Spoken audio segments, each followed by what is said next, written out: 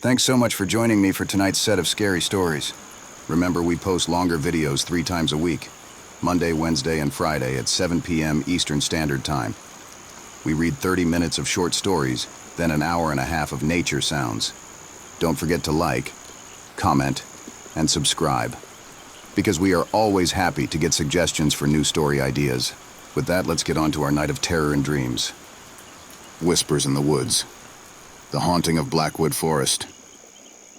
The air hung heavy with the scent of pine needles and damp earth, a suffocating blanket settling over the Miller family as they ventured deeper into the woods. Sunlight, once a golden tapestry filtering through the leaves, was now reduced to fragmented shards, dappling the moss-covered forest floor in an unsettling chiaroscuro. 12-year-old Sarah, ever the explorer, skipped ahead, her backpack bouncing against her shoulders. The promise of adventure gleamed in her eyes, a stark contrast to the growing unease gnawing at her parents, Martha and Tom.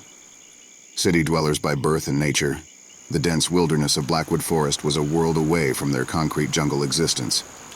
Tom, a man who prided himself on his pragmatism, felt a prickle of unease at the back of his neck. The trail, a barely discernible path on their arrival, had vanished entirely. They were relying solely on Sarah's enthusiastic pronouncements, fueled by a tattered map they'd picked up at a dusty gas station on the way. Martha, her composure strained thin by the endless green labyrinth, clutched the arm of their 8-year-old twin sons, Ben and Billy. They too had started the trek with unbridled enthusiasm, chasing butterflies and collecting oddly shaped stones. However, their initial joy had dimmed, replaced by a wary silence that mirrored their parents' growing anxiety. "Are we sure this is the way?" Martha whispered, her voice barely audible under the rustling of leaves. Tom, ever the optimist, forced a smile. "We just need to find the marker Sarah mentioned, the big flat rock with the carving. Then it's a straight shot to the cabin." His words lacked their usual conviction, betraying the worry flickering in his eyes. Sarah, oblivious to her parents' trepidation, stopped abruptly, pointing to a cluster of trees ahead. "There it is, the marker." Relief washed over Tom. He quickened his pace, eager to reach their destination before nightfall and the full unleashing of the wood's unsettling shadows. Reaching the marker, a moss-covered rock carved with an indecipherable symbol, Sarah whooped with delight. The twins echoed her enthusiasm, their brief bout of fear forgotten. Martha, however, couldn't shake off the feeling that the marker, instead of guiding them, was a silent sentinel, its cryptic symbol a warning they couldn't understand. The path beyond the marker was even more treacherous, a tangled web of roots and fallen branches. Tom led the way, hacking through the undergrowth with a borrowed machete. The light grew dimmer by the minute, and the oppressive silence was punctuated only by the rhythmic crunch of their footsteps and the occasional snap of a twig under unseen feet. Just when despair began to creep in, Sarah's cry pierced the stillness. "Look! Up there!" Following her gaze, they saw it, a rustic log cabin nestled amongst the towering pines, smoke curling invitingly from its chimney. A surge of relief washed over them, as potent as the wood smoke that promised warmth and respite. The cabin, although small and seemingly unoccupied, had a welcoming aura. Tom pushed open the creaking door, a wave of stale air and the faint scent of wood smoke greeting them. Inside, the cabin was sparsely furnished but clean, a single room with a fireplace crackling in the center, casting flickering shadows on the log walls. Exhaustion and relief warred within them. Martha sank into a worn armchair, her body aching. Tom, ever the pragmatist, began a methodical inspection of the cabin, checking windows and securing the door. The twins, their fears forgotten, scurried around, their childish curiosity reignited. Sarah, ever the explorer, stood by the dusty window, her gaze drawn to the encroaching darkness outside. As dusk settled, casting long, ominous shadows across the clearing, a sense of disquiet settled over the family. The silence, previously oppressive, now felt oddly charged, as if the woods were holding its breath. Strangely, there were no sounds of nocturnal creatures, no chirping crickets, no hooting owls, an unnatural stillness that sent shivers down their spines. Martha, unable to shake off the feeling of being watched, pulled the twins close. Tom lit an oil lamp hanging from the low ceiling, bathing the room in a warm orange glow. They sat in an uneasy silence, the crackling fire the only comfort against the encroaching darkness outside. The first night in the cabin was a symphony of unease. The unnatural stillness outside continued, broken only by the occasional, inexplicable creak of the old structure settling against the weight of the night. Sleep came in fits and starts, plagued by unsettling dreams of unseen eyes peering through the darkness, and whispers carried on the wind that held no language their minds could decipher. Dawn, when it finally arrived, brought little solace. The dense canopy of trees choked the sunlight, casting an eerie twilight over the clearing. A sense of urgency pressed on Tom. They had strayed far from the marked path, and with dwindling supplies, they needed to find their way back to civilization. "We can't stay here," Tom declared, his voice tight with a suppressed dread mirroring his wife's. Sarah, however, seemed oddly content.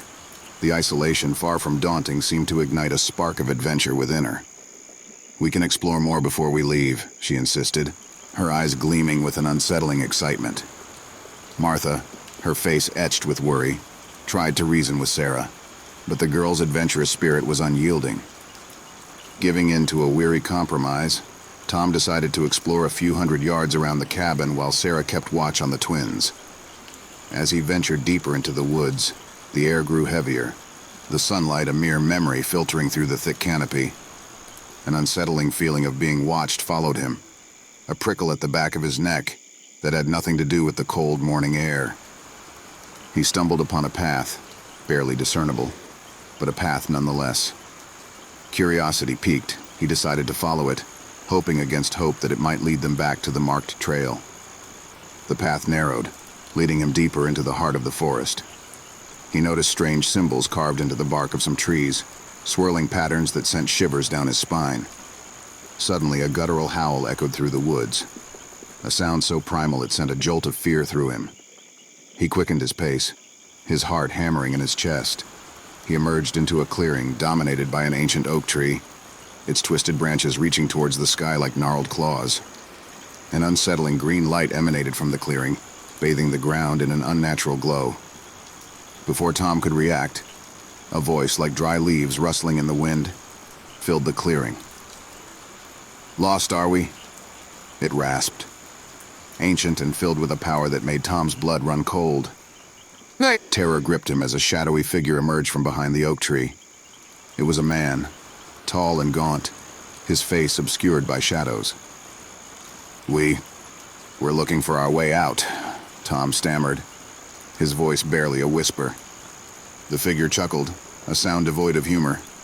"There is no escaping the embrace of the Blackwood Forest," it rasped. Tom felt a surge of defiance rise within him. "We won't stay here. We have a family." His voice trailed off as the figure stepped closer, its shadowed face inches away from his own. "Your family. They are already ours," it whispered, its voice sending a chill down to Tom's very core. Panic clawed at his throat. He stumbled back, desperate to get away. But before he could take another step, the figure reached out a skeletal hand, its touch like ice against his skin. The world dissolved into darkness. Tom awoke with a gasp, sitting upright in the cabin, cold sweat clinging to his skin. The warmth of the fire and the flickering light of the oil lamp filled the room, a stark contrast to the chilling dreamscape he'd just escaped. His eyes darted around the room, searching for his family. Martha sat in the armchair fast asleep, the twins curled up beside her. Sarah, however, was gone. Panic surged through him once again. "Sarah!" he bellowed, his voice echoing in the cramped space. There was no reply. He scrambled to his feet, a primal fear gripping his heart. Rushing to the door, he threw it open and stepped out into the crisp morning air. The clearing lay bathed in the golden hues of sunrise, the unsettling green glow of his dream nowhere to be seen. He called out Sarah's name again and again, his voice growing hoarse with desperation. The silence stretched on, broken only by the chirping of a lone bird high in the canopy. His heart hammered a frantic rhythm against his ribs. "Martha!" he bellowed, rushing back into the cabin. Martha was still asleep, but the look of terror on her face as she awoke mirrored his own. "Sarah, where's Sarah?" she gasped, her voice strained. Tom shook his head, unable to speak past the lump forming in his throat. Together they searched the cabin, their hope dwindled with every unanswered call of Sarah's name. The clearing offered no clues, the grass undisturbed and the morning dew undisturbed. Martha's eyes darted nervously towards the woods, their dark depths now holding a sinister allure. Tom, fueled by a desperate need to find his daughter, insisted on venturing out. Martha, on the verge of hysteria, clung to him, refusing to let him go alone. The twins, sensing their parents' fear, huddled together, their wide eyes reflecting the growing terror.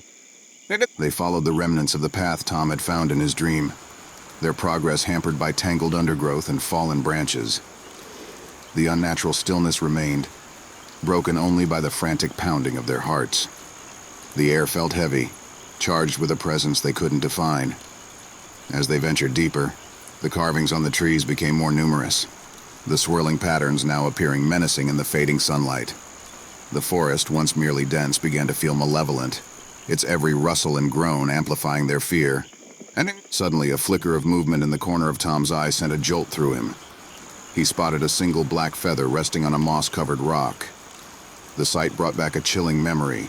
The tattered map they'd seen at the gas station mentioned sightings of unnatural birds deep within the forest.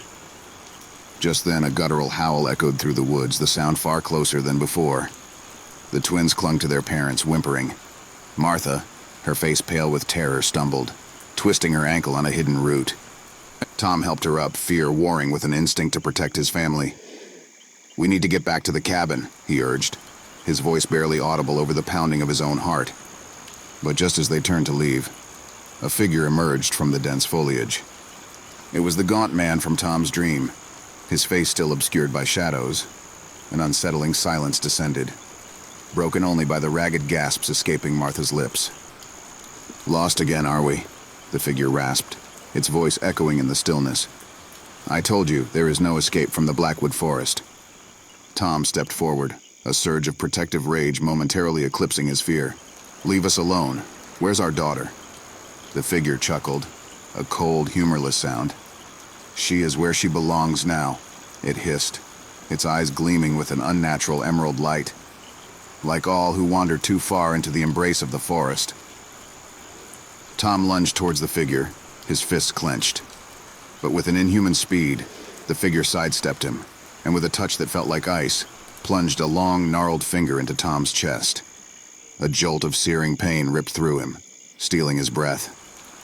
He crumpled to his knees, his vision blurring at the edges. As darkness began to consume him, he saw Martha scream, a sound of raw primal fear. Then the world went black. He awoke to the familiar flickering light of the oil lamp, his head throbbing and his chest a dull ache. He was back in the cabin, lying on the floor next to the cold fireplace. Disoriented and weak, he tried to sit up, his mind a jumble of fragmented memories. The shadowed figure, Martha's scream, the searing pain. Panic surged through him. He looked around the room, his heart sinking into his stomach. Martha and the twins were gone. Only an unsettling silence filled the room. And suddenly a single black feather drifted down from the rafters, landing silently at his feet. His blood ran cold. He was trapped, alone, and facing an unseen terror that had already claimed his family. Tears of despair welled up in his eyes, but they were quickly replaced by a fierce determination. He wouldn't let the forest win. He would find his family, or die trying. Summoning the last vestiges of his strength, Tom crawled to his feet. He stumbled to the door, the chilling realization dawning on him. The forest might have let him back into the cabin, but it was only a temporary reprieve. It was far from over. Tom plunged back into the woods, his body a vessel of aching muscles and raw grief. The forest, once a silent observer, now seemed actively malicious. Thorns snagged his clothes, unseen branches lashed at his face, and the air throbbed with a low, pulsating hum that gnawed at his sanity. The black feathers, once a disturbing omen, now littered the path like a twisted breadcrumb trail, leading him deeper into the heart of darkness. He was lost, not just physically, but mentally. Memories blurred with nightmares, the faces of his family morphing into grotesque parodies in his mind. The green light he'd glimpsed in his dream pulsed before his closed eyelids, beckoning him forward with a promise of answers, a promise he both feared and craved. Days bled into nights, the passage of time marked only by the gnawing hunger in his belly and the growing despair in his heart. He stumbled upon strange offerings, trinkets, scraps of clothing, and an unsettling number of black feathers arranged in intricate patterns on flat rocks. Each one a silent testament to the forest's growing collection of lost souls. One evening, as the last vestiges of sunlight bled from the sky, Tom stumbled upon a clearing. In the center stood the gnarled oak from his dream, its twisted branches reaching towards the inky sky like skeletal fingers. The sickly green glow emanated from within its hollowed trunk, pulsating like a malevolent heartbeat. Suddenly, a figure emerged from the shadows, the gaunt man with the shadowed face. He smiled, an unsettling stretching of lips over yellow teeth. "Welcome back, lost lamb," he rasped, his voice laden with a power that seemed to vibrate through Tom's bones. Tom, fueled by a desperate hope and a flicker of remaining rage, snarled, "Where are they? What have you done to my family?" The figure chuckled, a dry, hollow sound. "They are where they belong now, part of the forest, part of me." Despair threatened to consume Tom, but a deep-seated love for his family, a primal urge to protect them, even in death, sparked a defiance within him. "You won't win," he rasped, his voice hoarse.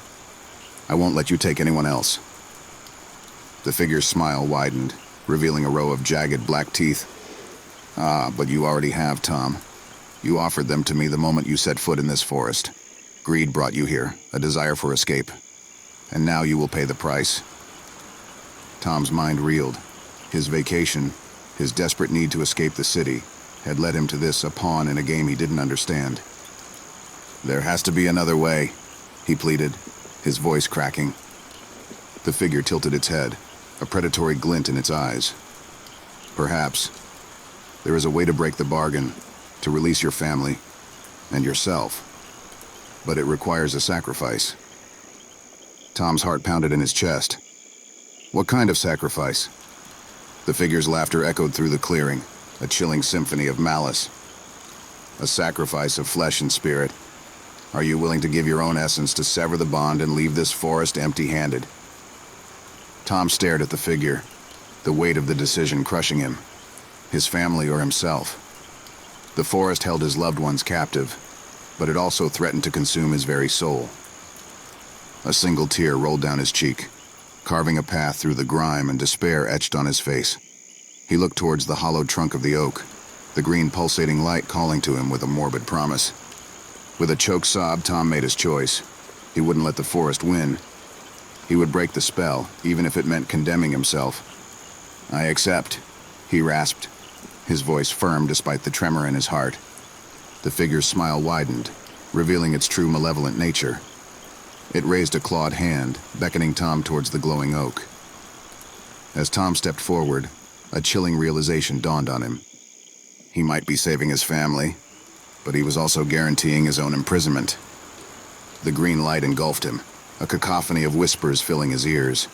He saw fleeting images, his family reunited, free from the forest's grasp. Then a chilling darkness consumed him, leaving behind only the faint glow of the gnarled oak and the single black feather, now resting at the feet of the gaunt figure. The forest remained, silent and watchful.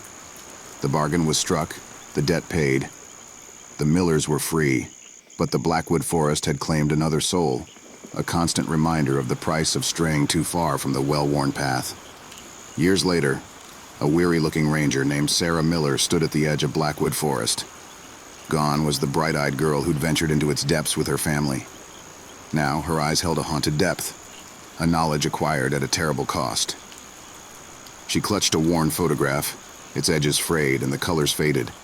It depicted a smiling family of 5, a stark contrast to the solitary figure she was now. The forest had devoured her childhood, leaving behind a sense of responsibility and a burning need for closure. Following cryptic clues left by her father before his sacrifice, cryptic clues deciphered through years of research and nightmares, she'd finally arrived. The air hung heavy, the silence broken only by the rustle of leaves. She wasn't there to fight the forest. She knew that battle was lost.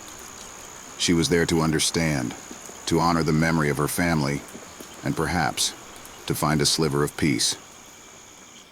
Stepping beyond the marked path, she ventured deeper, the black feathers, a chilling trail leading her towards the heart of the forest. She felt the oppressive weight of unseen eyes, the prickle of unseen claws on the edge of her perception. But this time, fear was a distant echo compared to the steely resolve burning in her chest. The gnarled oak stood tall in the clearing, bathed in the same sickly green glow. Sarah approached it with a mixture of dread and determination. As she placed her hand on the rough bark, a vision flooded her mind. Her father pleading with the forest entity, the image of his sacrifice etched into her very being. Tears welled up in her eyes, a silent tribute to their memory. Then she spoke, her voice echoing through the clearing. "I know what you took," she said, her voice surprisingly steady. "I know the price my father paid, but you haven't won. Their memory lives on, and so will the story of your cruelty." Silence followed her words, broken only by the mournful hoot of an owl. Just as she felt a wave of disappointment, a single black feather drifted down from the canopy, landing softly at her feet. Taking it in her hand, she felt a strange sense of peace, an acknowledgement of her visit. Perhaps a silent acceptance of the unspoken bargain. Turning away from the clearing, Sarah knew she would never escape the forest's shadow, but she also knew she carried the memory of her family like a shield, a constant reminder of the price.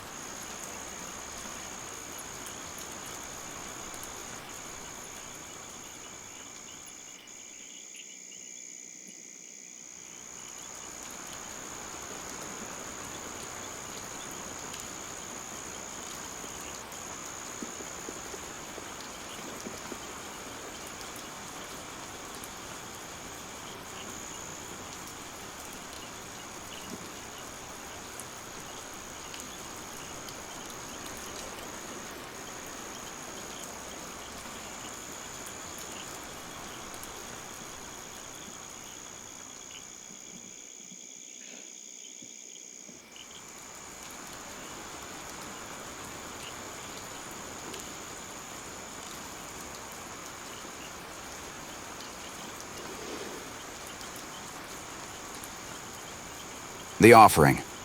A descent into darkness and back. The rhythmic crunch of boots on fallen leaves was the only sound that dared to pierce the oppressive silence of the Northwood forest. 5 friends, bound by years of camaraderie and a shared thirst for adventure, trudged along the barely discernible path, their breaths puffing out in ghostly clouds in the crisp autumn air. Leading the way was Jake, tall and athletic, with a cocky grin that usually held the power to dispel even the darkest shadows. Today, however, a flicker of unease danced in his usually carefree eyes. The dense canopy of the forest overhead seemed to swallow the sunlight whole, casting long, skeletal shadows on the damp earth. Even the birdsong, usually a vibrant soundtrack to their hikes, was strangely absent, replaced by an unsettling stillness. Behind him came Maya, the group's pragmatist, her gaze scanning the thick undergrowth with a practiced awareness. Her backpack, always meticulously packed, seemed extra heavy on this particular trip. Next to her walked Liam, the resident jokester, his usual witty banter silenced by an uncharacteristic nervousness. His gaze darted from Jake to the others, seeking a reassurance he couldn't quite find. Bringing up the rear were the inseparable twins, Alex and Emily. Identical in appearance, they were as different in personality as night and day. Alex, the cautious one, kept a hand on his camera, nervously fiddling with the lens. Emily, ever the optimist, hummed a cheerful tune, her smile strained but defiant. They were on a quest, fueled by a mixture of nostalgia and a local legend. They'd grown up in the shadow of the Northwood, its towering pines and whispering streams a haven for their childhood escapades. Now, on the cusp of adulthood, they were drawn back by the whisper of a hidden waterfall, rumored to possess mystical healing powers. "Are you sure this is the way, Jake?" Maya's voice echoed, cutting through the silence. A hint of worry laced her words. Jake, uncharacteristically quiet, consulted the faded map clutched in his hand. Lines traced with childish enthusiasm crisscrossed the paper, making it more of a sentimental treasure than a reliable navigational tool. "Yeah, it shouldn't be much further. The map says the falls are just beyond the Whispering Pines." The mention of the Whispering Pines sent a shiver down Liam's spine. Local tales spun tales of the pines sighing with secrets, their mournful whispers driving men mad. He forced a laugh, a hollow sound that died in the heavy air. "Great. Just what we need, spooky trees to keep us company. Emily, sensing his unease, reached out and squeezed his arm. Don't worry, Liam. We'll be fine. Besides, we haven't seen a single crazy thing yet. Yeah. Her words were barely out of her mouth when a gust of wind ripped through the trees, sending a flurry of dead leaves swirling around their feet. A low moan, almost inaudible yet undeniable, seemed to rise from the very earth itself. Alex, his face pale, whipped out his camera and snapped a picture, despite the rapidly fading light. A sense of foreboding settled over the group, the jovial energy they'd started the hike with replaced by a growing sense of dread. As they pushed on, the path grew fainter, disappearing altogether under a thick carpet of fallen leaves. Maybe we should turn back, Maya suggested, her voice laced with concern. It's getting late, and we're nowhere near the falls. But Jake, fueled by a stubborn determination, shook his head. We've come this far. Let's at least reach the Whispering Pines. We can decide then. They continued, their progress hampered by tangled undergrowth and hidden roots. The air grew colder, and a strange haze seemed to settle around them, warping their perception. Every rustle of leaves, every snap of a twig sounded amplified, their imaginations conjuring unseen creatures lurking in the shadows. As dusk began to bleed into night, casting long, grotesque shadows across the forest floor, they stumbled upon the Whispering Pines. Unlike the other towering evergreens, these stood isolated, their branches gnarled and twisted, reaching towards the darkening sky like skeletal claws. An unnatural stillness surrounded them, broken only by the eerie creaking of the branches, a sound that sent shivers down the friends' spines. Alex, overcome with a sudden sense of dread, fumbled with his camera trying to capture the unsettling scene. But when he looked at the digital display, his blood ran cold. The image he'd captured moments before, a seemingly innocuous shot of the forest floor, showed a faint, shadowy figure standing amongst the trees, its form barely discernible, yet undeniably there. Panicked, he showed the photo to the others. "Did you see that?" he stammered, his voice barely a whisper. They crowded around him, their faces pale as they examined the image. Emily, ever the skeptic, scoffed. "It's just a trick of the light, Alex. Don't be silly." But the doubt lingered in their eyes. The oppressive silence around the Whispering Pines was starting to feel suffocating, their initial quest for adventure replaced by a desperate wish to escape. Suddenly the air shimmered, and a low guttural growl echoed through the trees. They whipped around, searching for the source, their hearts hammering in their chests. The wind picked up, whipping through the pines, and the eerie creaking escalated to a mournful wail. Terror seized them. They were no longer alone. Jake, ever the leader, tried to rally the group. "We need to get out of here, back the way we came." But the forest seemed to have other plans. As they turned to retrace their steps, they realized the path they'd followed had vanished, swallowed by the encroaching darkness. They were lost, trapped in a maze of ancient pines and swirling shadows. Panic surged through them. Liam stumbled, dropping his backpack. As he bent to pick it up, a cold, raspy voice echoed in his ear. "Lost, are we?" He looked up, his blood turning to ice. A figure stood before him, shrouded in darkness.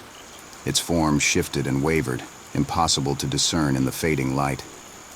Who are you?"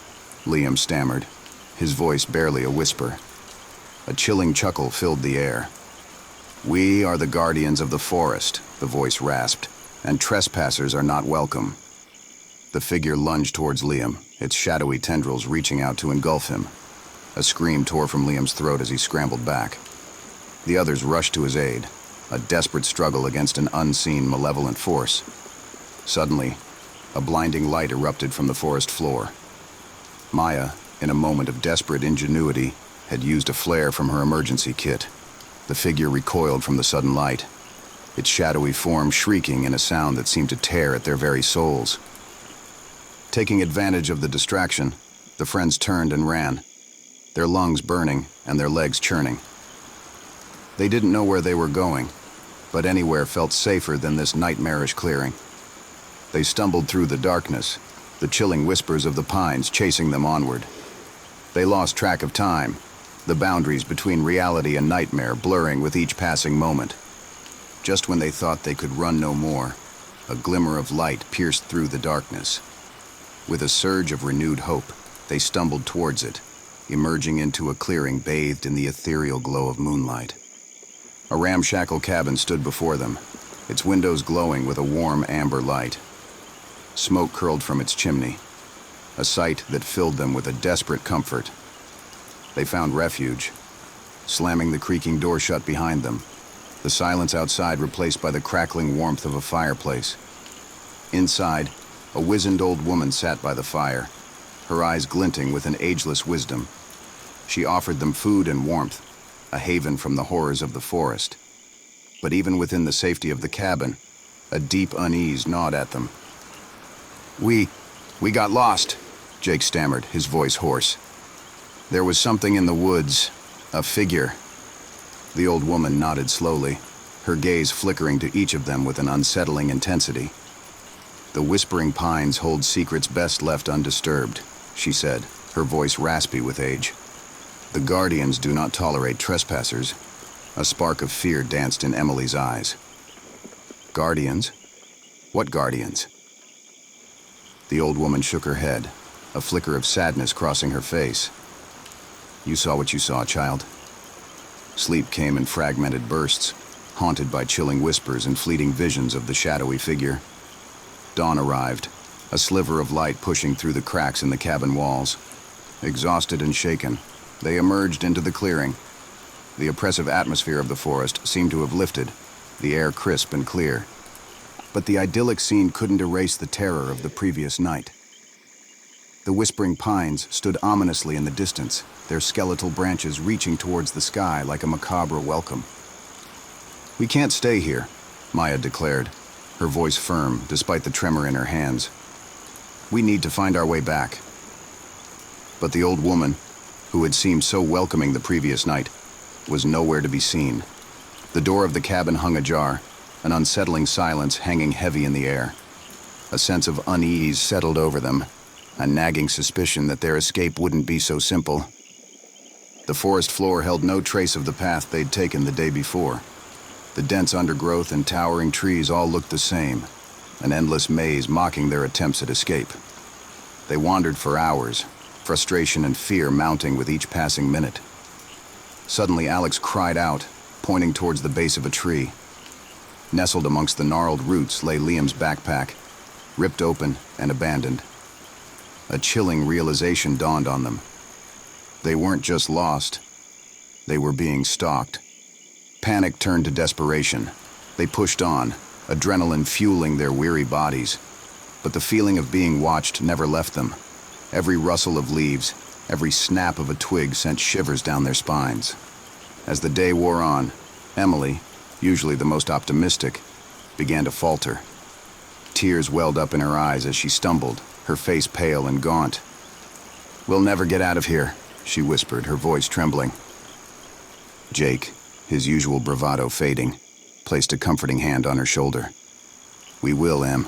We just have to keep moving." Hope, however, was a dwindling commodity. The forest seemed to be playing with them, leading them in circles. Their initial goal of finding the waterfall, a distant memory replaced by the desperate need for survival. Just as despair threatened to consume them, a glimmer of movement caught Alex's eye. He squinted through the dense foliage and let out a gasp. "Look!" he exclaimed, pointing towards a distant clearing. In the distance, nestled amidst the towering pines, stood a magnificent waterfall, its cascading waters shimmering like a beacon of hope.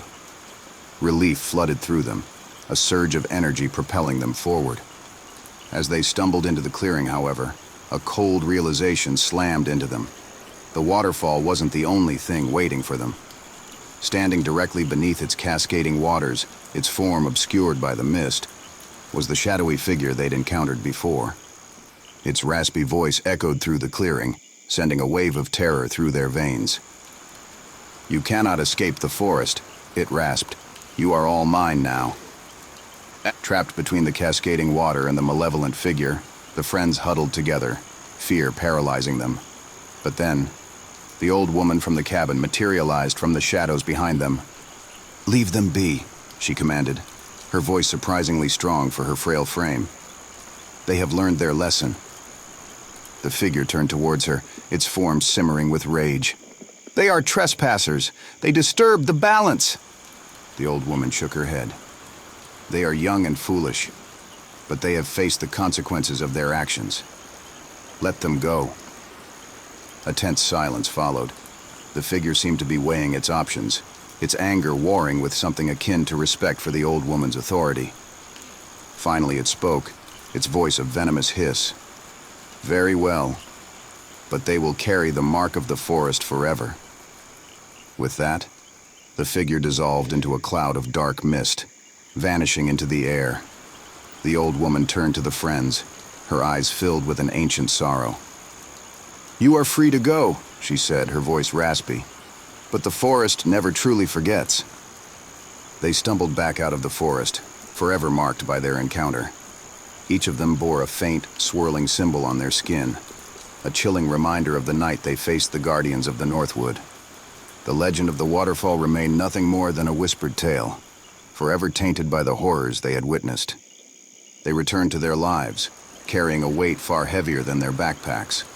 The forest had taken something from them, their innocence, their carefree spirit, and perhaps a part of their souls. But as they looked back at the dark wall of trees that bordered their town, they knew something else had been taken, a part of their friendship. The experience had fractured their bond, leaving them with unspoken nightmares and a chilling knowledge they couldn't share. Maya, once the glue that held them together, became withdrawn, haunted by the ever-present awareness that she might not have spoken up forcefully enough to save them. Liam, the Joker, developed a nervous stutter, his laughter replaced by a constant edge of anxiety. Alex, the cautious one, became obsessed with documenting the experience, filling notebooks with cryptic sketches of the shadows and the figure. Emily, the optimist, seemed to fare the worst. The light in her eyes had dimmed, replaced by a hollowness that mirrored the despair she'd felt deep within the forest. The once inseparable twins now drifted apart, the shared trauma driving a wedge between them.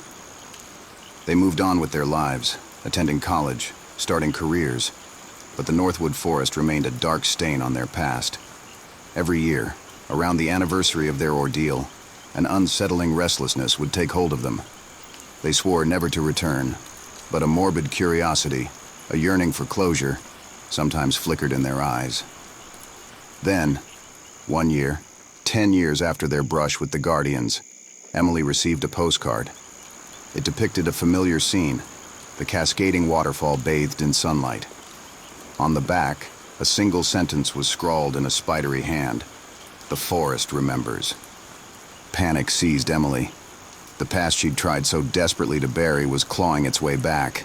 She gathered her friends, the shared fear reigniting a spark of their old bond.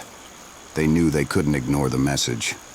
This time they wouldn't be venturing into the forest as naive teenagers, but as hardened adults, armed with the knowledge they'd gained the hard way. They were no longer seeking a mythical waterfall, but seeking answers, and perhaps a way to finally break free from the hold that the forest had on them. As they stood at the edge of the Northwood, the familiar oppressive silence descended. This time, they were prepared. They carried more than backpacks. They carried the weight of their past, the scars etched onto their skin, and a flickering flame of defiance burning within their hearts. They were determined to face the Guardians, not as trespassers, but as survivors. The forest awaited, its secrets hidden beneath the dense canopy, the Guardians ready to protect their domain. The friends stepped into the shadows, their journey into the unknown just beginning.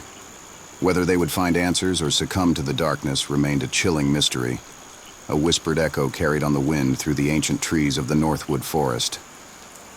This time they navigated with a newfound caution, their memories of the twisted paths and lurking shadows guiding them.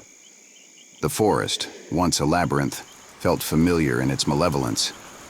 Gone was the youthful bravado, replaced by a steely resolve. Maya, ever pragmatic, had researched local folklore, unearthing whispers of appeasement rituals that might placate the Guardians. Liam, haunted by memories, remained silent, his gaze constantly flitting from tree to shadow. Alex, his camera now a shield as much as a tool, documented their journey with a grim determination.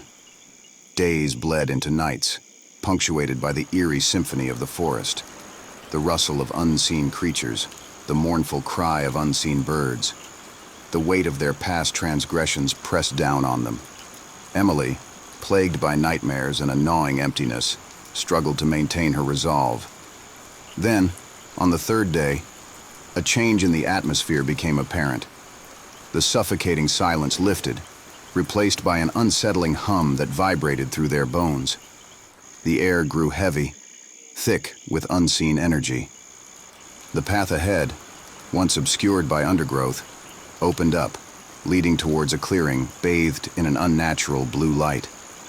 In the center stood a gnarled oak, its branches twisted into grotesque shapes. Beneath it sat the old woman, her face etched with an ageless weariness.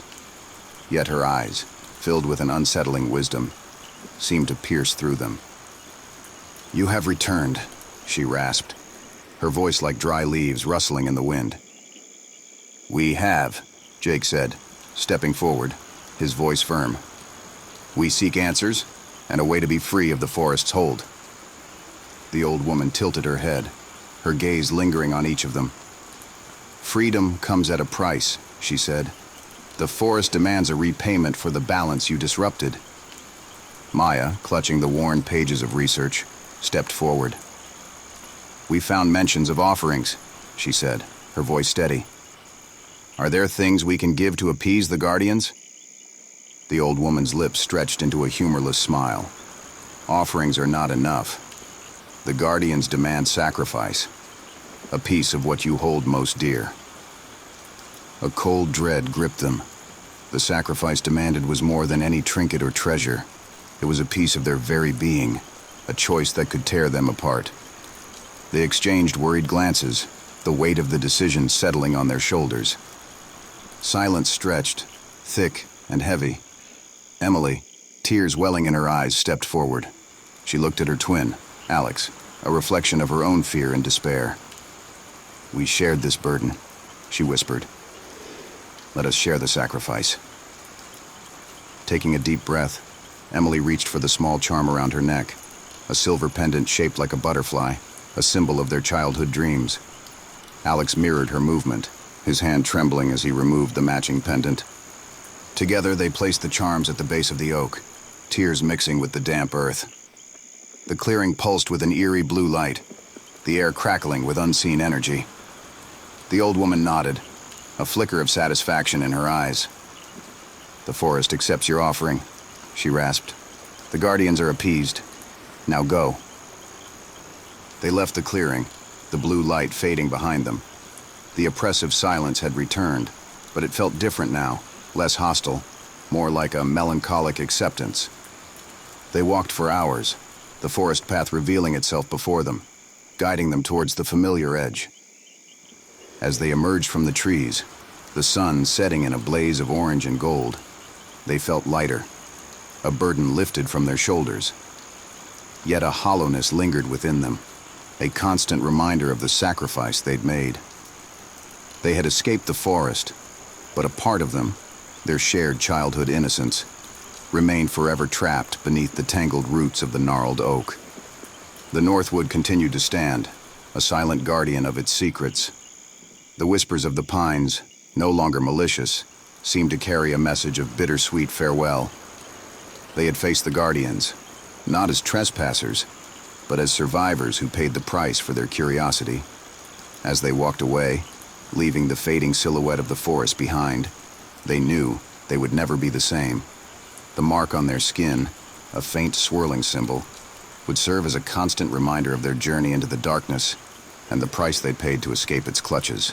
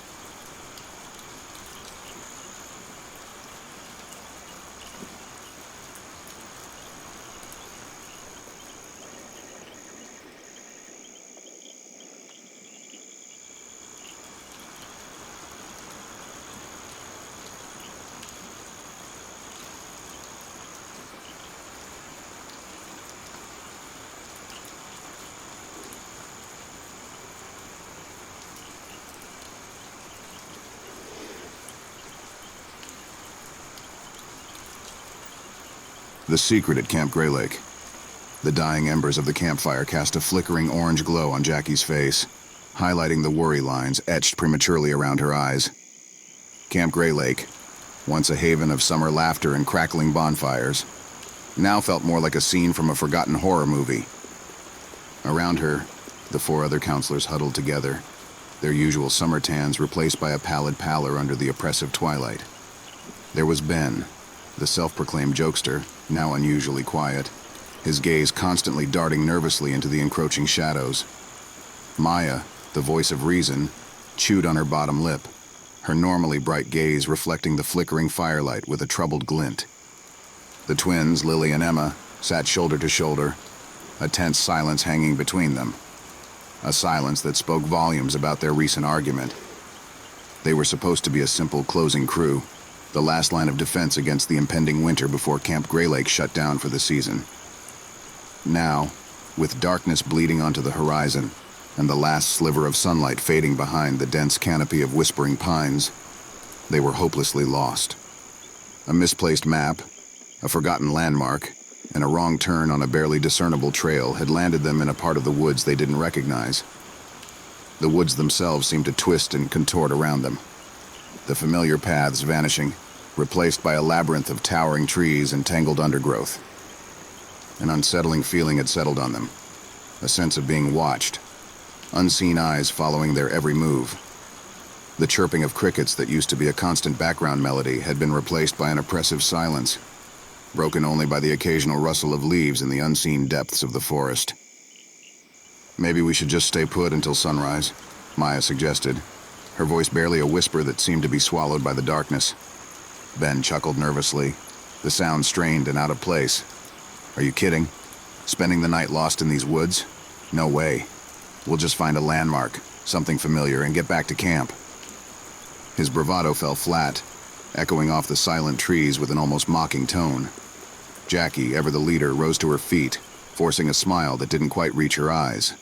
"Ben's right," she said, her voice firm despite the growing unease in her stomach. "We need to keep moving. We can't stay here all night." The group set off again, their steps hesitant on the thick carpet of fallen leaves. The deeper they ventured, the darker it became. The only light they had was from Jackie's phone screen, casting a weak, wavering beam that did little to penetrate the encroaching darkness. As they stumbled through the undergrowth, a chilling realization dawned on them. The temperature had dropped dramatically. They huddled closer for warmth, their breaths puffing out in ghostly clouds in the cool night air. Suddenly, a twig snapped in the distance, followed by an unsettling silence. Their nerves tightened, hands instinctively reaching for the flashlights clipped to their belts. Jackie cast the beam towards the source of the sound, revealing nothing but a tangle of twisted branches shrouded in shadow. Lily whimpered, clutching her twin sister's arm. "Do you think there's anyone out there?" Ben, trying to sound braver than he felt, scoffed. "Just some curious animal, that's all." But his bravado rang hollow. They all knew this wasn't an animal. The feeling of being watched had intensified, a prickling sensation on their skin that sent shivers down their spines. The journey that had seemed like a short detour on a familiar path was now turning into an endless trek through a malevolent wilderness. They tripped over gnarled roots, scratched their faces on low-hanging branches, their frustrations mounting with each passing minute. Then, a glimmer of hope. Through the dense foliage, they saw a faint light flickering in the distance, a beacon in the darkness, a promise of refuge. Part 2, the abandoned cabin. Hope, a flickering flame in the oppressive darkness, propelled them forward. The faint light, a beacon in the distance, seemed to grow larger with each step, urging them onward. They pushed through dense undergrowth, their clothes snagged on thorns, their breaths ragged and uneven. Finally, they emerged into a clearing bathed in an eerie, flickering light. In the center stood a dilapidated cabin, its windows glowing a sickly yellow from within. Smoke curled from its chimney, a sight that filled them with a desperate mix of hope and trepidation. "A cabin," Ben exclaimed, relief flooding his voice. "We're saved." But Jackie wasn't so sure. The cabin, perched precariously on a small hill, looked more like a scene from a nightmare than a haven.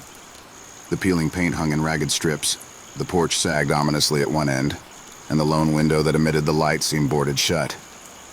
Maybe we should just yell for help, Maya suggested, her voice laced with apprehension. There's nowhere else to go, Lily said, her voice trembling slightly. It's either this or stay out here all night. With a shared look of trepidation, they approached the cabin. The closer they got, the more the unsettling feeling intensified. The air hung heavy, thick with the smell of damp earth and something else. Something rotten and decaying. Jackie reached out a tentative hand and knocked on the weathered door. The sound echoed hollowly through the stillness, sending a shiver down their spines. They waited, holding their breaths, the silence stretching into an eternity.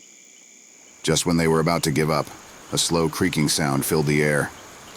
The door creaked open a sliver, revealing a sliver of darkness within. A voice, raspy and ancient, emanated from the darkness. "What brings you to my humble abode at this unholy hour?" Jackie stepped forward, her voice trembling slightly. "We're lost," she explained. "We were closing up Camp Grey Lake for the winter and took a wrong turn. We were hoping..." "Hoping for what?" The voice rasped, cutting her off. "Hoping for shelter for the night," Jackie finished, her voice barely a whisper. There was a long pause, the silence filled only by the howling wind outside. Just when they thought they were going to be turned away, the door creaked open a little wider, revealing a gaunt figure shrouded in shadow. "Come in," the figure rasped, beckoning them inside. Hesitantly, they entered the cabin, the stench of decay hitting them like a physical blow. The interior was dimly lit by a single flickering oil lamp, casting long, grotesque shadows on the walls. Dust motes danced in the air, illuminated by the weak light, and cobwebs hung from the rafters like ghostly drapery. An old woman sat hunched over in a rocking chair by the fireplace, her face obscured by the shadows. Her gnarled hands, gnarled like the roots of the ancient trees outside, clutched a worn cane. "Sit," the woman croaked, gesturing towards a rickety table and chairs positioned near the sputtering fire. They sat down, their unease growing with each passing moment. The woman rocked back and forth, her movements slow and deliberate. "Lost, are you?" she rasped, her voice barely audible above the crackling fire. Jackie nodded, her throat suddenly dry. "Yes, for a few hours now." The woman chuckled, a dry, hollow sound that sent chills down their spines. "The woods have a way of doing that," she cackled, "especially to those who don't respect their secrets." A shiver ran down Jackie's spine. The woman's words felt heavy with an underlying meaning, a veiled threat that hung in the air. "We didn't mean any disrespect," Maya said, her voice firm despite the tremor in her hands. "We were just closing up camp for the winter." The woman's rocking chair stopped with a jolt. She leaned forward, her face still shrouded in shadow, but her eyes seemed to glint with a malevolent light in the dimness. "Camp Grey Lake, you say?" she rasped, her voice laced with a chilling curiosity. "A place of laughter and youthful revelry. But beneath the surface, darkness lurks, doesn't it?" Jackie and the others exchanged nervous glances. What did the old woman know about Camp Grey Lake? Before they could respond, a loud howling sound pierced the night, a sound that seemed to originate from deep within the forest. It was a primal cry, filled with a bone-chilling rage, and it sent a wave of terror through them. The howling sound echoed through the cabin, rattling the windows and sending a fresh wave of terror through the counselors. The old woman, however, seemed unfazed.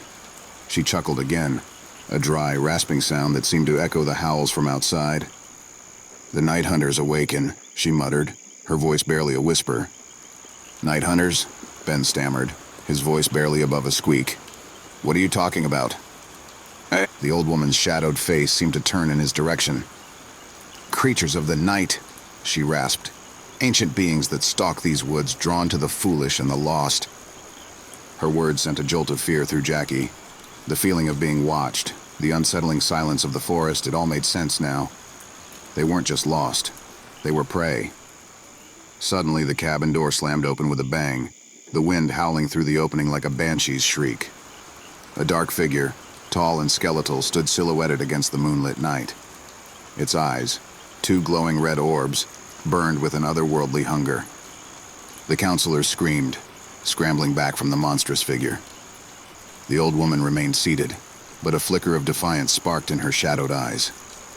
"Leave them be," she rasped, her voice surprisingly strong for her frail frame.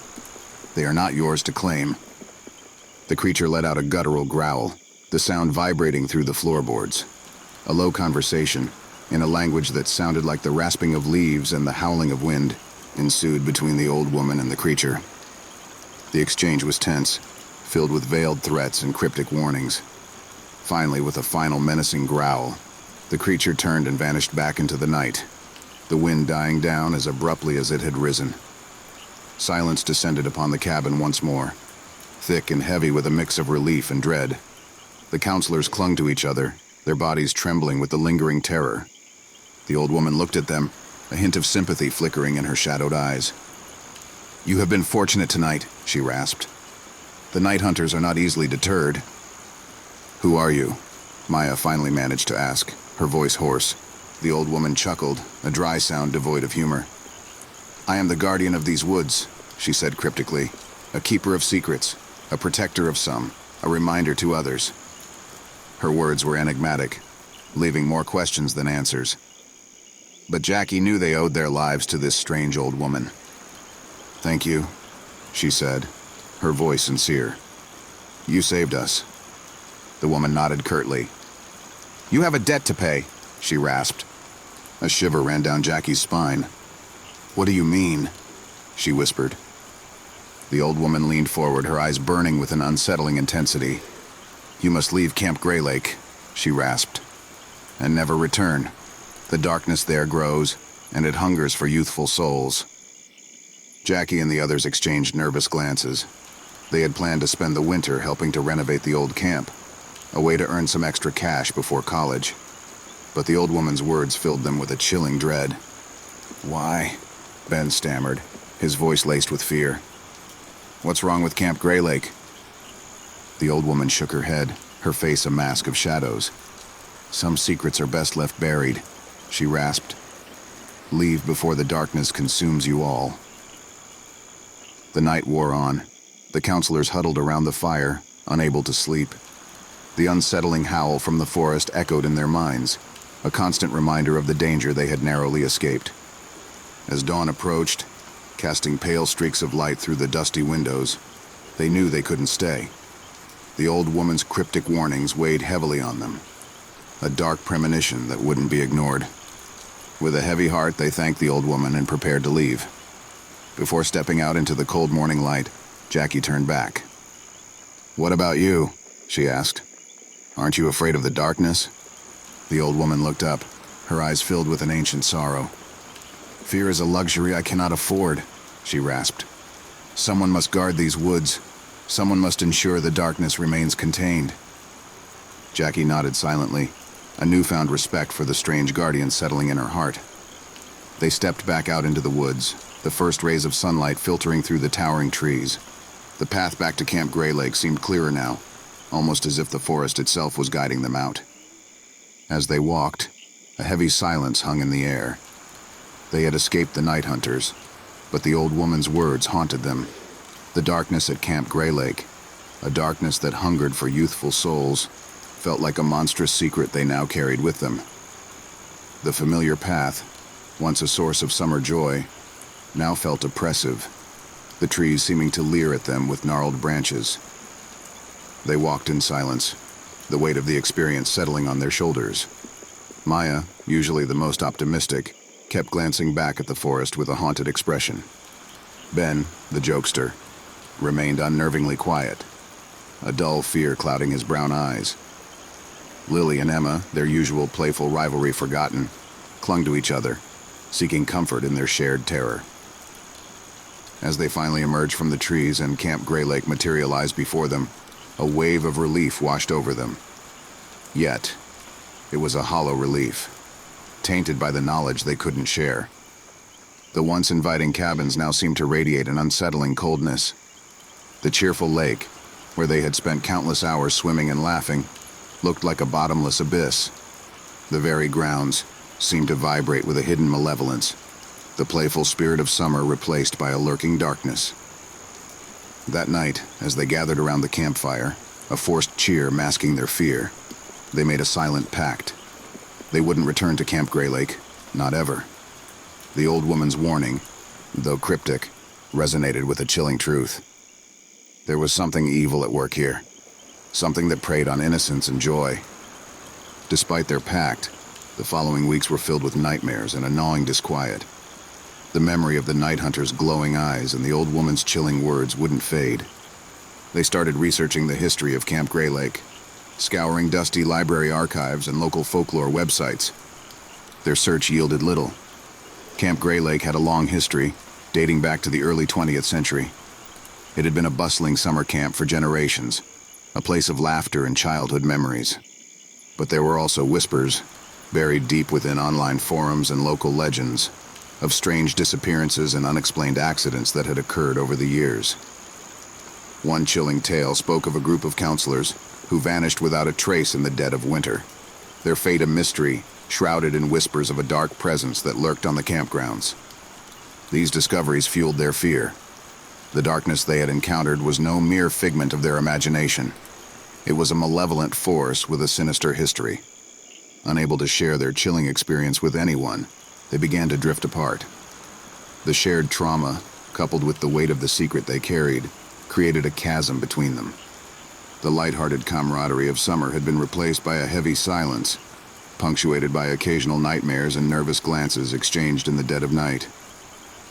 Winter arrived, blanketing Camp Grey Lake in a thick layer of snow. The once vibrant camp became a desolate landscape, the perfect breeding ground for the darkness within. One night, while huddled around their home fires, each haunted by their own private nightmares, Jackie received a phone call. It was a frantic call from Maya. Her voice, strained and choked with terror, spoke of strange shadows moving across the grounds of Camp Grey Lake, whispers in the dead of night, and a growing sense of dread. Jackie's heart lurched. Maya, unable to bear the weight of the secret any longer, had returned to Camp Grey Lake, perhaps hoping to confront the darkness, or maybe just to find answers. Now, it seemed, she was in danger. Jackie knew they had to act. Despite the old woman's warning, they couldn't leave Maya to face whatever evil lurked at Camp Grey Lake alone. They gathered their courage, the weight of their secret heavy on their hearts, and set off into the snowy night, determined to rescue their friend and confront the darkness that threatened to consume them all. Their journey back to Camp Grey Lake was fraught with peril. The howling wind seemed filled with unseen eyes watching their every move. The shadows stretched and danced, taking menacing forms in the moonlight. Yet they pressed on, fueled by a desperate hope and a shared fear. As they approached the campgrounds, a chilling sight greeted them. The once familiar cabins were shrouded in an unnatural darkness, an oppressive silence blanketing the area. In the center of the clearing, an unnatural light emanated from the lake, a swirling vortex of malevolent energy. A scream ripped through the night, shattering the silence. It was Maya's voice, filled with raw terror. They raced towards the lake, only to be stopped short by a horrifying sight. Emerging from the swirling darkness was a monstrous figure, a grotesque amalgam of shadows and nightmare fuel. It stretched towards the lake, its tendrils reaching for a struggling Maya, trapped within the vortex of light. Their childhood haven, Camp Grey Lake, had become a battleground, their summer memories replaced by a fight for survival. Fear threatened to paralyze them, but the image of Maya, her face contorted in terror, spurred them forward. Adrenaline surged through Jackie's veins. She grabbed a stray branch from the ground, its frozen surface rough against her skin. The others followed suit, grabbing anything they could find. A rusty shovel, a metal signpost, anything to defend themselves against the monstrosity before them. "Leave her alone," Jackie screamed, her voice surprisingly steady despite the tremor in her hands. The creature turned its glowing red eyes towards them, its form shifting and pulsating with dark energy. It let out a guttural roar, a sound that vibrated through them, rattling their bones. In that moment, a memory flickered in Jackie's mind. The old woman's cryptic words about Camp Grey Lake's darkness. "Some secrets are best left buried," she had rasped. Was there a way to bury this darkness again? Desperate, she looked around, her gaze falling on the abandoned cabins. Maybe, just maybe, there was something within them, some forgotten relic, that could banish this entity back into the shadows. "Split up," she shouted, her voice hoarse. "Look for anything that might help, anything old or unusual." Emma and Lily, their faces pale with fear, darted towards the nearest cabin. Ben, his eyes wide with terror, followed hesitantly behind them. Jackie remained with Maya, her heart pounding against her ribs. The creature hissed, its focus shifting back to Maya. It lunged forward, tendrils of darkness reaching for her. Jackie acted on instinct, shoving the branch into the creature's path. The frozen wood met the darkness with a sizzling sound, momentarily halting the creature's advance. But it was a temporary reprieve. The creature let out a shriek of fury, lashing out with its tendrils. Jackie barely dodged as they ripped through the air where she had stood a moment before. She knew they wouldn't hold out for long. They needed a weapon, something with power. As she desperately scanned the clearing, her eyes fell on the old well at the edge of the campgrounds. A forgotten well, its dark depths shrouded in mystery. Could that be the answer? Suddenly a shout came from one of the cabins. It was Lily, her voice laced with excitement. "Jackie, we found something." Hope surged through Jackie. Maybe, just maybe, this was their chance. She yelled back, instructing them to bring it, and then turned back to the creature, determined to buy them some time. With renewed desperation, she lunged forward, attacking the creature with a ferocity born of fear and a desperate need to protect Maya. She dodged and weaved, the branch deflecting blows but offering little real offense. Moments stretched into an eternity. Each dodge felt like a gamble, each blow a desperate plea. Just as she felt her strength failing, a shout cut through the air. "Jackie, here." Ben emerged from the cabins, not empty-handed. He held aloft a dusty, leather-bound book, its pages filled with strange symbols and arcane script. Relief washed over Jackie. Could this be the key? With a final burst of strength, she pushed the creature back, creating a narrow opening. She grabbed Maya's hand, dragging her towards Ben. "Hold it," Ben shouted, flipping through the book frantically. His voice was strained, his brows furrowed in concentration. Finally, his eyes landed on a specific page. He pointed at a complex diagram of symbols that glowed within faint, otherworldly light. "This is it," he exclaimed. "A banishing ritual." Hope flickered in Jackie's eyes. But before they could act, the creature recovered from its surprise. It lunged forward, a monstrous roar escaping its maw. Ben shoved the book into Jackie's hands. "Read it," he screamed, pushing her and Maya towards the well. Jackie stumbled back, her heart pounding in her chest. The book felt heavy in her hands, the arcane symbols blurring before her eyes. But she knew there was no other option. Taking a deep breath, she began to recite the words from the book, her voice trembling slightly at first, then gaining strength with each syllable. The creature seemed to falter as the words left her lips. The tendrils of darkness writhed and recoiled, as if repelled by the ancient magic. Jackie continued to read, her voice rising in a desperate plea. As she reached the final words, the symbols on the page flared with a blinding light.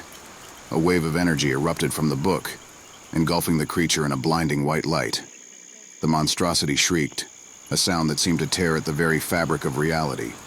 Its tendrils lashed out blindly, tearing at the air before dissolving into wisps of dark smoke. The vortex of light above the lake pulsed violently, then imploded inward with a deafening crack.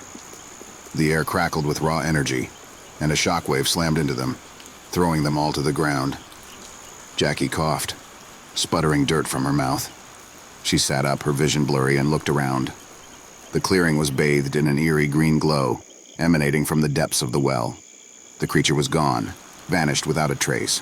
A shaky gasp escaped her lips. They had done it. They had banished the darkness. But their ordeal was far from over. Maya lay unconscious next to her, her face pale and drawn. Ben lay sprawled a few feet away, his head bleeding from a nasty gash. Lily and Emma emerged from the cabin, their faces etched with relief and terror. Jackie scrambled to her feet, adrenaline still coursing through her veins. "We need to get help," she said, her voice hoarse. "Maya's hurt, and Ben..." Lily nodded, her eyes wide. "We have to call an ambulance." Together, they helped each other to their feet, the weight of the ordeal settling in on their weary bodies. As they checked on Maya and tended to Ben's wound, a horrifying realization dawned on Jackie. The book, the ancient tome that held the key to banishing the creature. As she held it in her trembling hands, she realized the inscription on the cover, "The price of banishment." A shiver ran down her spine. Had they truly banished the darkness, or had they simply contained it within the depths of the well? The inscription offered no answers, only a chilling ambiguity. The ambulance arrived, its sirens cutting through the eerie silence. As they loaded Ben and Maya into the vehicle, Jackie cast one last glance at the well, its green glow pulsating with an unsettling rhythm. They had escaped Camp Grey Lake alive, but the experience had irrevocably changed them. The darkness, they knew, wouldn't be easily forgotten. They were bound together by a shared secret, a chilling encounter with something far more sinister than they could have ever imagined. The winter sun rose over Camp Grey Lake, casting a pale light on the deserted grounds. But beneath the surface, within the cold depths of the well, a malevolent entity stirred, its glowing red eyes burning with a silent rage. The darkness, it seemed, wasn't truly vanquished. It was merely waiting, biding its time for the right moment to rise again.